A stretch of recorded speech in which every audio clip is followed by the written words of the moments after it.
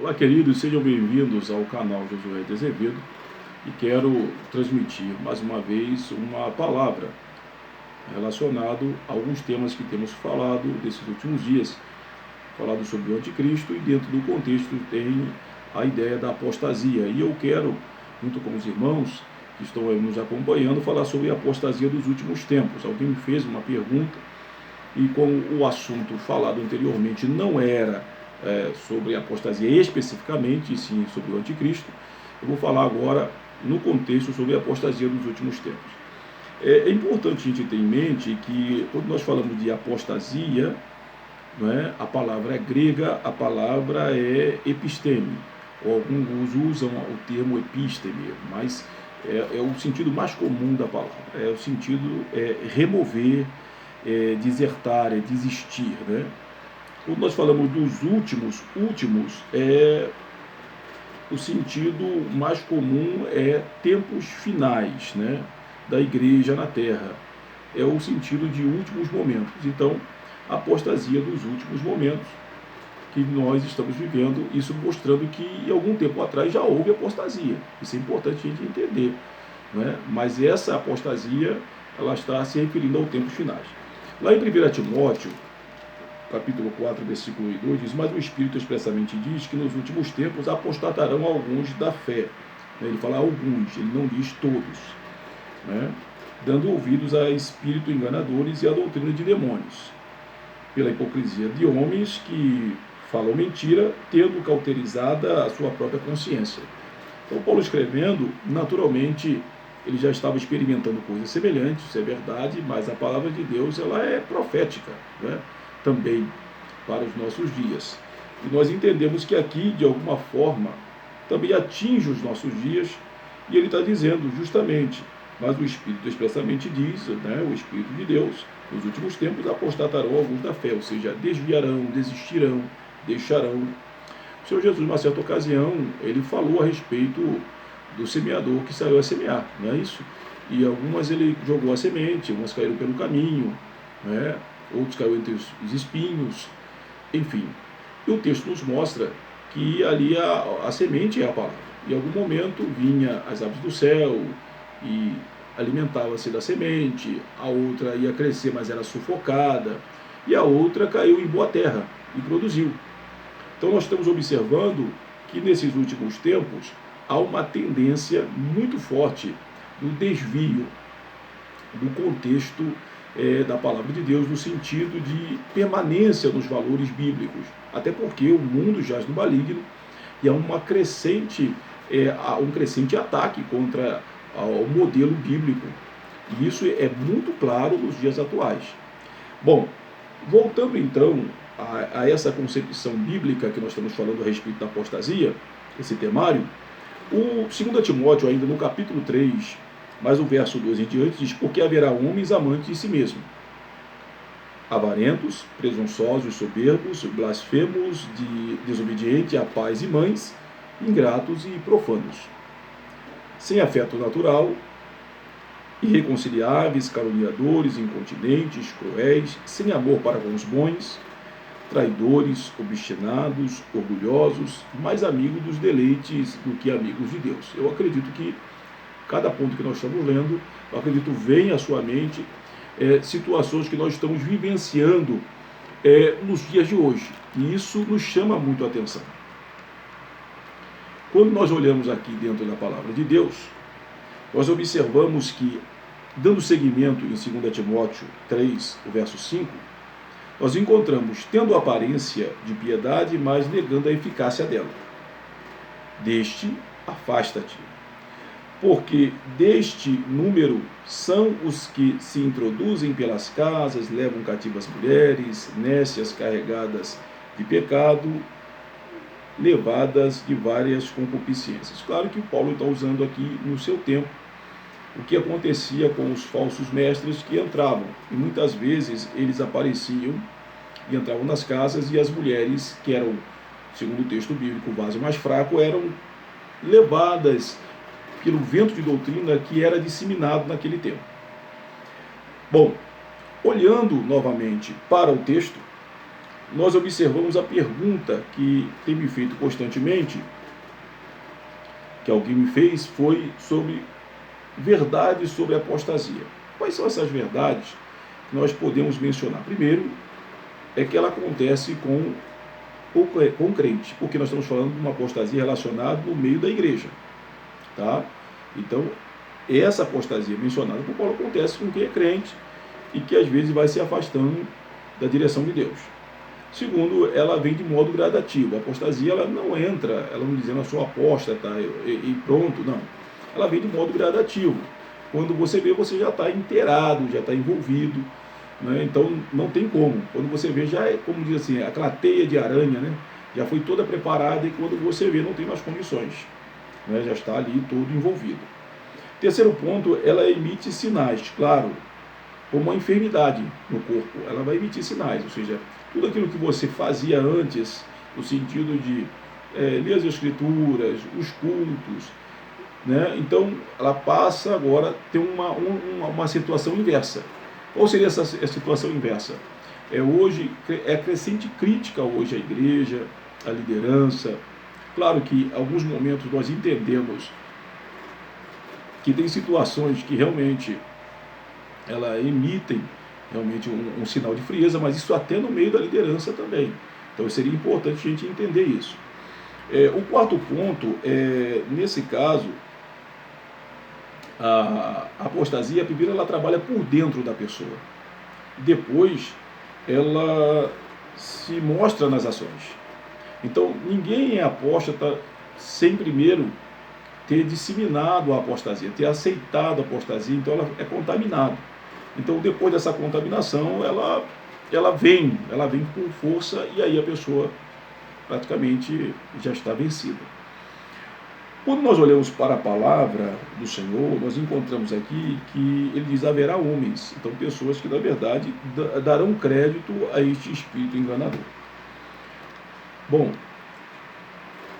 a apostasia, ela primeiro atinge a mente. Isso é importante a gente entender que ela atinge a mente. Depois ela atinge o comportamento.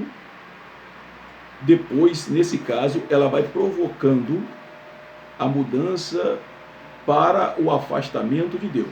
Então isso é importante você entender. Primeiro ela vai atingir a mente, ou seja, são questionamentos, críticas. Aí a pessoa quando vê, ela está numa situação que ela cria antes, hoje não crê, ela olhou para um texto antes, hoje não vê, porque não vê do mesmo modo. Então essa é uma questão muito séria, né? A racionalização, né? Porque a Bíblia, ela não somente ela é racional, mas se entende e aceita pela fé, né? Eu sempre digo que o crente, ele aceitou o maior milagre e que, na verdade, em algum momento, deveria ser, no sentido mais comum, a maior loucura que alguém possa achar. Quer ver o exemplo? Alguém, quando fala sobre o livro de Jó, ver o sofrimento de Jó, achar que não existe alguém que possa suportar um sofrimento como o Jó suportou, diz que não acredita. E essa pessoa se diz que é cristã. Quando ela diz que é cristã e ela não acredita nesse texto, eu pergunto, você aceita que Jesus ressuscitou? Ela diz, claro, eu aceito. Eu falei, olha só, a maior loucura você crê, que é um homem, né, o verbo humanizar-se, morrer e ao terceiro dia ressuscitar. E você crê nisso. Por que não crê nos demais textos bíblicos? Então, por que você não crê nas demais ações da palavra de Deus? Então, o que mexe mais, que é pela fé, nós aceitamos, né? Ou melhor, alguém diz que aceita. Então, quer dizer, se ele aceita essa reação de que Jesus morreu e ressuscitou, eu penso que não há mais dificuldade para nós aceitarmos mais nada na palavra de Deus. Eu acredito que Jesus andou sobre as águas, mandou realmente sobre a questão das tempestades, calou o vento e o mar, né? Curou cego, mancos, ressecados, né? O Moisés passou ao mar vermelho. Olha, gente, são coisas muito claras para nós, mas a apostasia, ela vai levando a pessoa à racionalização e justamente deixando cada vez mais, né, o caminho da palavra de Deus.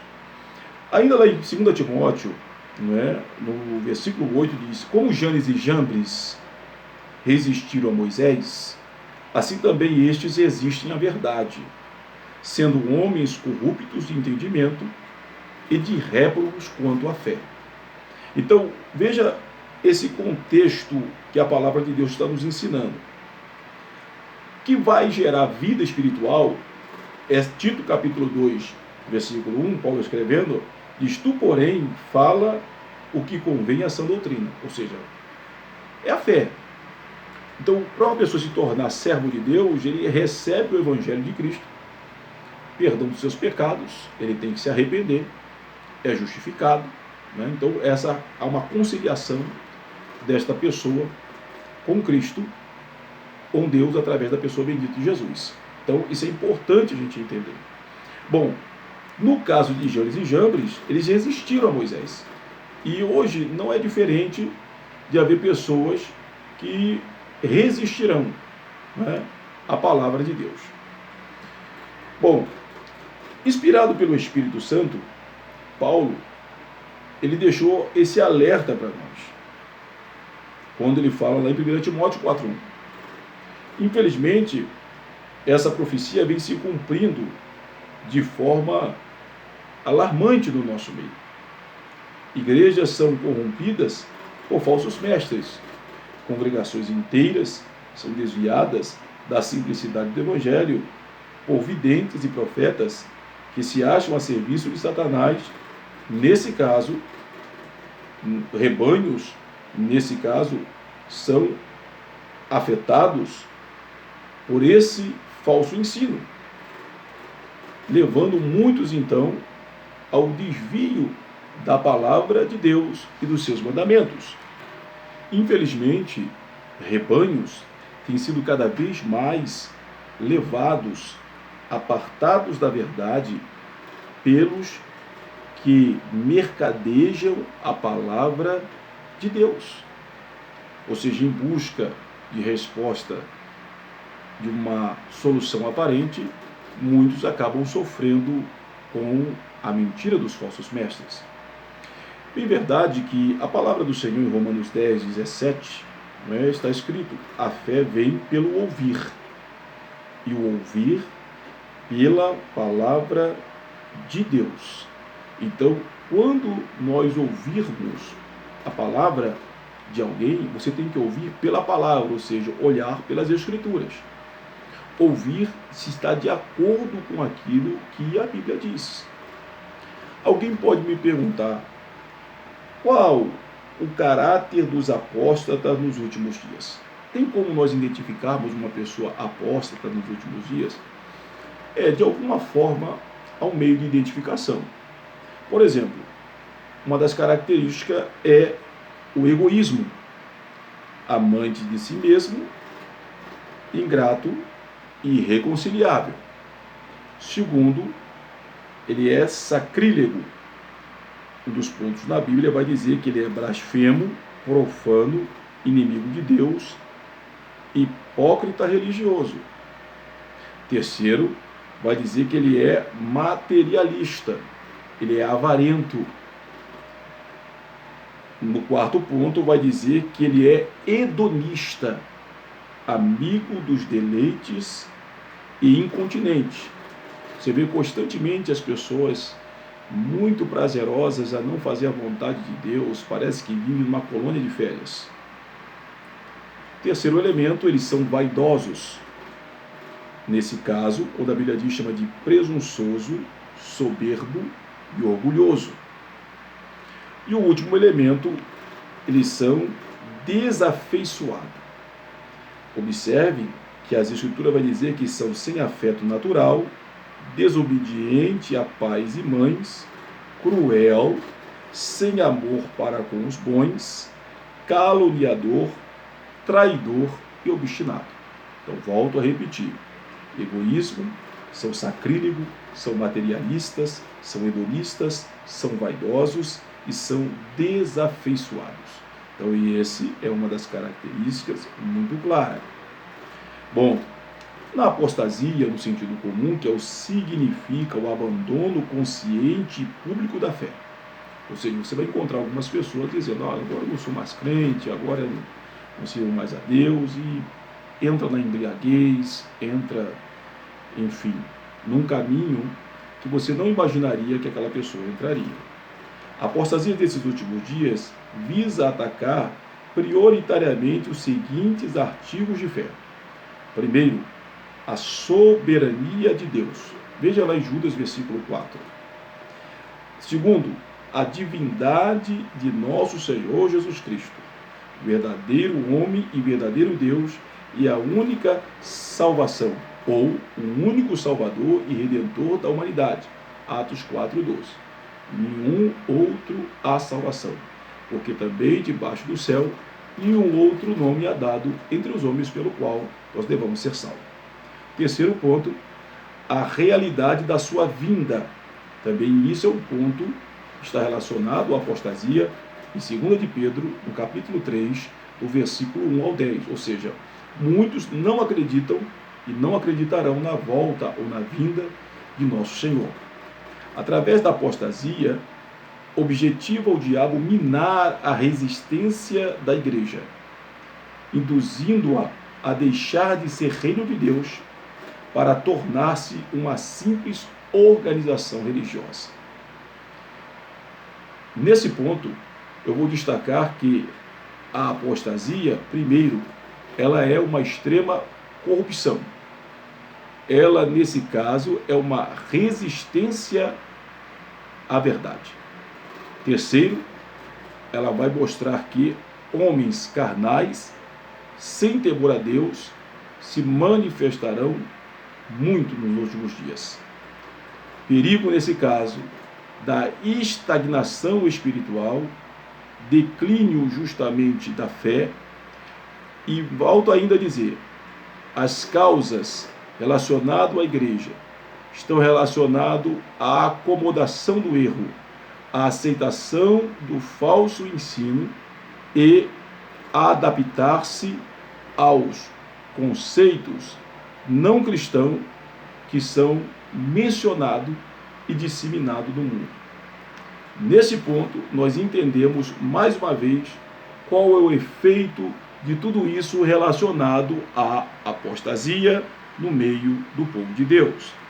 Outra característica muito clara sobre a questão da apostasia está relacionado sobre o esfriamento do amor. Quando eu me refiro, claro, o amor cristão. Das igrejas da Ásia Menor, a de Éfeso era a mais conservadora e ortodoxa. Estava ela tão bem alicerçada teologicamente que era capaz, inclusive, de diferenciar entre um verdadeiro e um falso apóstolo. Não obstante todo esse preparo doutrinário, a igreja de Éfeso estava a ponto de perder a sua primazia por haver perdido o seu primeiro amor, como está em Apocalipse capítulo 2, versículo 1 e 2. O que é que nós ressaltamos? Muitas vezes valorizamos o conhecimento e guardamos versículos, mas não praticamos aquilo que conhecemos e de fato lemos. E eu destaco então a perda do amor, a perda do entusiasmo pela obra de Deus, a perda da alegria de estar no ambiente cristão. Outra questão relacionada pode estar relacionado justamente a essa falta de comunhão. O crente deixou de buscar a Deus e dando prioridade à sua vida material. Cristo adverte a sua igreja. Quão grave é esta advertência no que se refere ao nosso Senhor. Tenho, porém, contra ti que deixaste o teu primeiro amor. Lembra-te, pois, de onde caíste, arrependa-te, pratica as primeiras obras, quando não, brevemente a te virei, ele diz, e tirarei do seu lugar o teu castiçal, se não te arrependeres.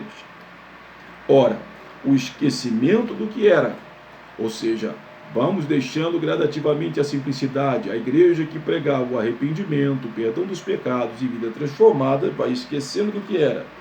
Segundo ponto, há um conformismo com o mundo, ou seja, parece-nos que o mundo faz uma parte envolvente da vida do crente.